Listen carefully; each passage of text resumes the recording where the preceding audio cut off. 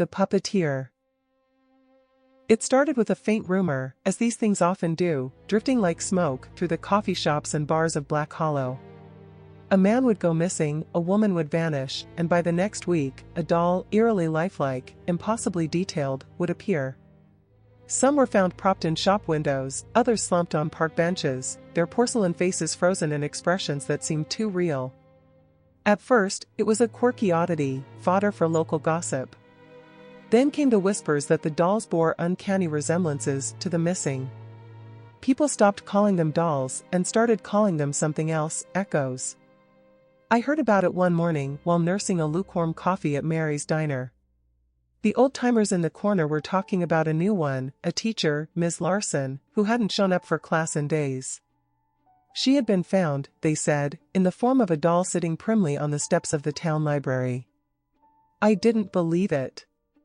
Not at first. But when I drove by the library, curiosity gnawing at me like a rat in the walls, there it was, a figure that could have been carved from marble, except for the hair, which looked heartbreakingly real. Its glass eyes stared straight ahead, glinting coldly in the winter sun. That night, I couldn't shake the image. Something about it burrowed under my skin.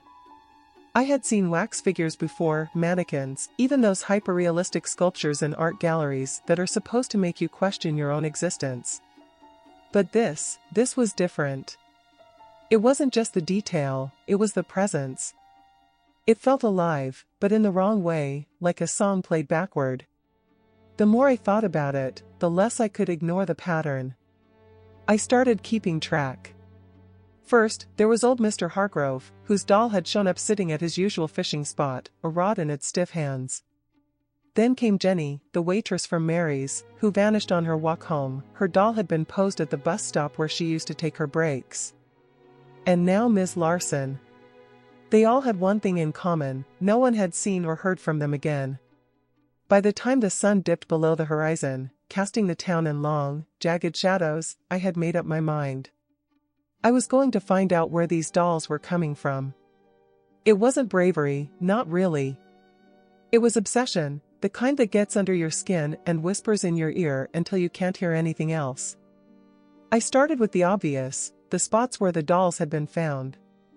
They were scattered across town, with no discernible pattern, as if someone wanted them to be discovered but didn't care about the logistics. The locations were public, but not too public. Quiet corners where the dolls could sit undisturbed until someone stumbled across them. I spent hours retracing the steps of their supposed creator, imagining the hands that had placed them there, the eyes that had chosen the poses. It felt futile, but it wasn't. Not entirely. On the third night, while combing through the alley behind the library, I found something. A thread. Literally. A single strand of crimson thread caught on the edge of a rusty dumpster. It might have been nothing. But when I held it up to the light, it glowed faintly, as if it had been dipped in blood. The material was strange, not cotton, not silk, but something in between, smooth and cool to the touch. It sent a shiver up my spine. I pocketed the thread and kept looking, but the night yielded no further clues. It wasn't until I got home and pulled the thread out again that I noticed it wasn't alone. Tiny flecks of white clung to it, paint, maybe, or plaster. My mind went to the dolls. Their porcelain faces, their glass eyes, their too real hair. Someone was making them, and whoever it was, they were meticulous. The thread became my talisman, a clue I carried with me everywhere. Over the next few days, I followed its trail, piecing together fragments of a puzzle I didn't understand. It led me to the edge of town, to a place I had almost forgotten existed, the old Ashby house. The Ashby house had been abandoned for decades, its windows boarded up, its garden overgrown with weeds that whispered secrets to the wind. Kids used to dare each other to go inside, but no one ever stayed long.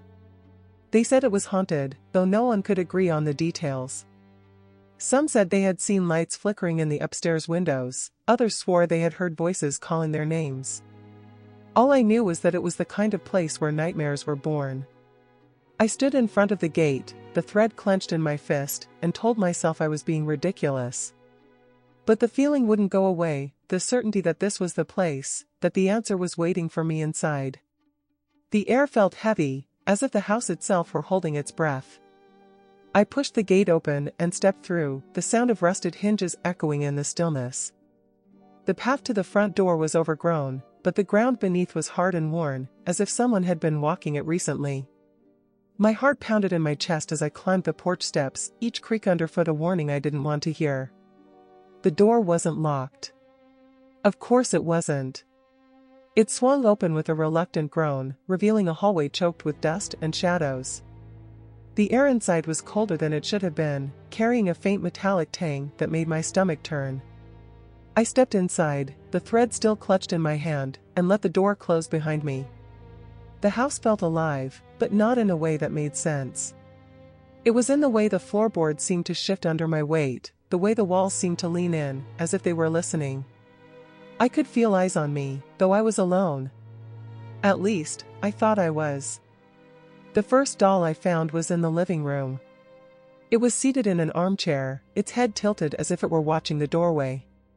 Its face was expressionless, but its eyes felt wrong. They glinted in the dim light, twin shards of something too close to human.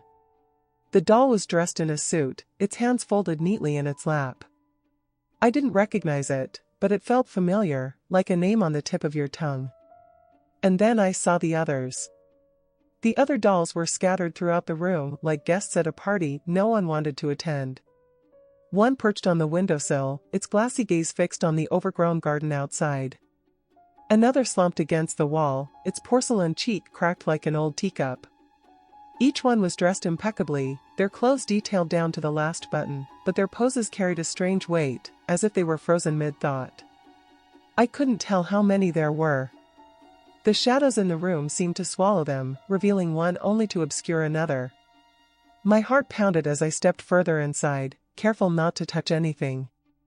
The air was heavy with dust and something sweeter, more cloying, like decaying flowers. On the mantel above the fireplace, I noticed a collection of tools. Sculpting knives, brushes, spools of thread in colors that seemed too vivid to belong in this house. And then there was the book. Its leather cover was cracked and faded, but the pages inside were pristine, filled with sketches and notes written in a looping, elegant hand.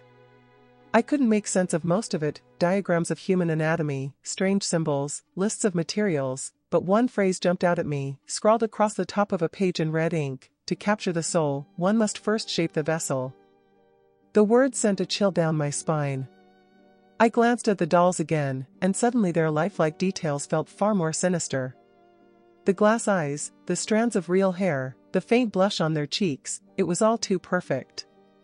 Too human. I didn't want to be here anymore. The air felt thicker with every breath, and the shadows seemed to stretch toward me, as if the house itself wanted me to stay. I turned to leave, but a sound stopped me in my tracks. It was faint, almost imperceptible, a soft creak, like the weight of something shifting. I froze, straining to hear, but the house had gone silent again. I told myself it was nothing, just the old wood settling. But as I stepped into the hallway, I heard it again, louder this time, coming from upstairs. I wanted to run. Every instinct screamed at me to get out while I still could. But the thread in my hand felt like a tether, pulling me forward. I couldn't leave. Not yet. The staircase loomed ahead, its steps shrouded in darkness. I took them one at a time, each creak underfoot echoing like a gunshot. The second floor was colder than the first, the air sharp and biting. The hallway stretched out before me, lined with doors that seemed to watch me as I passed. The sound came again, closer now, behind one of the doors. It was faint but unmistakable, a low, rhythmic scraping, like metal on wood. My hand trembled as I reached for the doorknob, the thread still clenched in my other fist. The door opened with a reluctant groan, revealing a room bathed in dim, flickering light. At first, I thought it was empty. But then I saw it, the figure hunched over a workbench in the corner, its back to me. It moved with slow, deliberate precision, the rhythmic scraping coming from the tool in its hand. It wasn't until it turned that I realized it wasn't human. Its face was a grotesque mockery of life, a hollow mask carved from something pale and brittle, like bone. The sockets where eyes should have been glowed faintly, flickering like dying embers. It moved with a strange fluidity, its joints bending in ways that defied anatomy. Whatever it wasn't alive in the way you and I understand life, but it wasn't entirely lifeless either. It regarded me with a tilted head, as though it were studying me as much as I was it.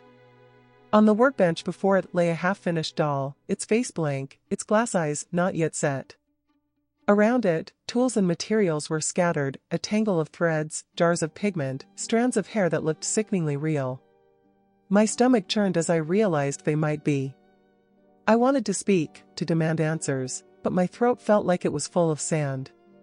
The thing didn't move closer, but its presence filled the room, oppressive and suffocating.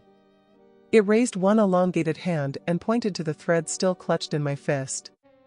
"You've come far," it said, its voice hollow and resonant, like wind through a cave. The words seemed to echo inside my skull, each syllable sinking into me like a hook. Farther than the others. The others. My mind flashed to the dolls downstairs, their frozen faces, their glassy stares. I took a step back, my hand tightening around the thread as if it could protect me. "What are you?" I managed to choke out, my voice barely above a whisper. It didn't answer. Instead, it turned back to the workbench and resumed its task, the rhythmic scraping filling the silence. I realized, with a growing sense of dread, that it wasn't ignoring me. It simply didn't care. The room felt smaller with each passing moment, the walls pressing in, the air growing colder. My eyes darted around, searching for something, anything, that might explain what was happening. On the wall opposite the workbench hung a series of photographs, each one carefully framed. They were old, their edges yellowed with age, but the faces in them were unmistakable. They were the missing. Jenny, Mr. Hargrove, Ms. Larson, all of them were there, captured in grainy black and white. But there was something wrong. In each photograph, their expressions were blank, their eyes empty. It was as if they were already dolls. I stumbled backward, my chest tightening as panic clawed at me. The creature didn't react, its focus unwavering as it worked on the doll. I had to get out. I had to get out before I became one of them. But as I turned to flee, the door slammed shut with a force that rattled the walls. The thread in my hand burned suddenly, searing my palm. I cried out, dropping it, and watched in horror as it writhed on the floor like a living thing, twisting and coiling until it vanished into the shadows. "You've already been chosen," the creature said, its voice calm, almost bored. It didn't turn around. It didn't need to. The words hit me like a physical blow, knocking the breath from my lungs. Chosen for what? I didn't want to know. I didn't want to understand. I lunged for the door, my hand scrabbling at the handle, but it wouldn't budge. The air grew colder, the shadows deeper, and I felt the house shift around me, alive and aware. The creature spoke again, its voice echoing in the dark. "The vessel is ready." The words sent ice through my veins. My head whipped toward the workbench. The doll was no longer half-finished. Its face was smooth and eerily familiar. My face. The uncanny resemblance sent a jolt of nausea through me. Every detail was there, the curve of my jaw, the scar above my eyebrow, even the faint freckle under my left eye. But the worst part was the eyes. They weren't glass anymore. They shimmered, dark and wet, with a reflection that seemed to move on its own. I stumbled backward, clawing at the door, but my fingers were numb and useless. The air grew heavier, pressing against my chest like a vice. The creature turned its head, its hollow gaze locking onto mine. The embers in its eye sockets flared brighter, casting the room in a sickly orange glow. "The soul completes the craft," it said. Its words hung in the air like smoke, thick and suffocating. The doll moved. It was subtle at first, a twitch of its fingers, a slight tilt of its head. But then it rose, its limbs moving stiffly at first, then fluidly, unnervingly human. It stood on the workbench, staring at me with those impossibly real eyes. It smiled, a small, unnatural curve of its perfect lips. My stomach twisted as I realized it wasn't imitating me, it was becoming me. I screamed. The sound tore from my throat, raw and desperate, but it was swallowed by the house, absorbed into the suffocating silence. The doll stepped down from the workbench, its movements eerily confident now, as if it had worn this skin all its life. I backed into the corner, my breath coming in shallow gasps. "You cannot leave," the creature said, turning back to the workbench. It began gathering tools, its movements unhurried, as though it had all the time in the world. "The process is already complete." "No," I whispered, my voice trembling. "No, this isn't happening. This isn't real." But the doll moved closer, its glass-like fingers outstretched. They didn't feel cold when they touched my face. They felt warm, alive. Too alive. My vision blurred, the world spinning as if I were being pulled under, drowning in air. The last thing I saw before the darkness swallowed me was its face, my face, smiling down at me with a quiet, sinister satisfaction. I woke to sunlight streaming through the cracked windows, the room unnervingly silent. For a moment, I thought I'd dreamed the whole thing. But then I felt it, the stiffness in my limbs, the unnatural weight of my body. My hands moved to my face, but the touch wasn't soft. My fingers were hard and unyielding, like porcelain. I looked down at myself and saw the truth. My skin was smooth, painted to perfection.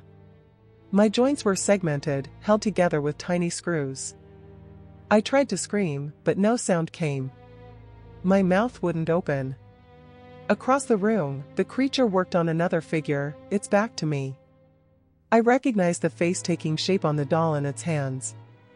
It was someone from the town. Someone who had probably followed a thread, just like I had. The creature didn't turn around, didn't acknowledge me. It didn't need to.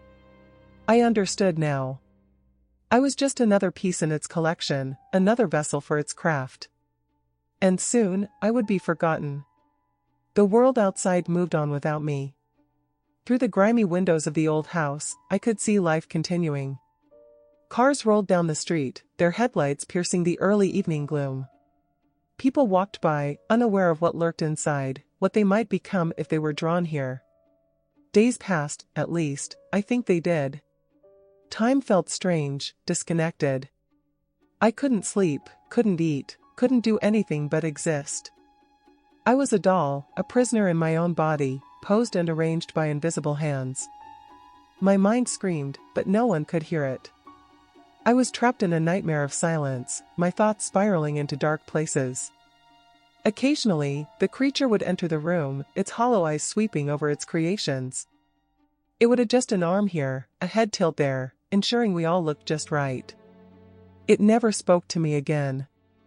I wasn't worth speaking to. I started to notice things. Patterns in the way it moved, the tools it used, the rhythm of its work. It wasn't random, it was methodical, deliberate, like an artist with a vision only it could understand. Each doll was a masterpiece in its eyes, a perfect replica of the person it once was. But there was something else, something deeper. The dolls weren't just still figures. They shifted when no one was looking. I could feel it, like a faint pulse in the air.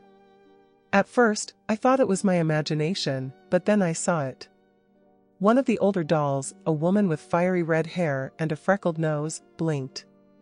It was quick, almost imperceptible, but it happened. I wasn't alone. They were all awake, just like me, trapped behind painted faces and glassy eyes. And they were terrified. I began to feel something I hadn't felt in what seemed like an eternity, defiance. If the creature could trap us, maybe it could be stopped. Maybe we could escape. But how? The answer came in the form of a tiny crack. It was on the edge of my left hand, barely visible, but it was there. A flaw in the perfection.